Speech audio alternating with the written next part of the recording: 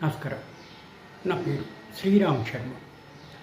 ఆయన అలహాబాద్ హైకోర్టు నుంచి జడ్జిగా రిటైర్ అయ్యారు. ఆయన పేరు జస్టిస్ అజిత్ సింగ్. హైకోర్టు జడ్జిగా 5 సంవత్సరాలు పనిచేశారు. అంతకుముందు సబార్డినేట్ కోర్టులో డిస్ట్రిక్ట్ జడ్జిగా పనిచేశారు.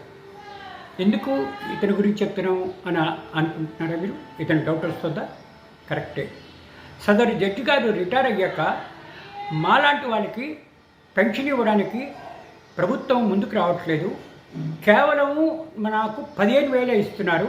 ఇది చాలా అన్యాయం అని చెప్పేసి సుప్రీంకోర్టులో రిపిటిషన్ ఫైల్ చేశారు. రిటైర్ అయిన హైకోర్టు జడ్జిలకి సబార్డినేట్ కోర్టులో పనిచేసే జడ్జిలకి ప్రమోషన్ ఇస్తూ హైకోర్టుకు వచ్చిన తర్వాత ఇట్లా కింద కోర్టు ఎక్స్పీరియన్స్ కౌంట్ చేయకుండా ఓన్లీ హైకోర్టులో పనిచేసిన ఇటువంటి ఎక్స్పీరియన్స్ని కన్సిడర్ చేసి పెన్షన్ ఇవ్వడము చాలా అన్యాయము అని సుప్రీంకోర్టులో రిపిటిషన్ ఫైల్ చేస్తే ఇది 3 జడ్జిల ధర్మాసనం దగ్గరికి వచ్చింది. Chief justice doctor Chandrachud, justice J B Pardiwala, justice Manoj మిశ్రాతో కూర్చున్న ఫుల్ బెంచ్ని తీర్పుకి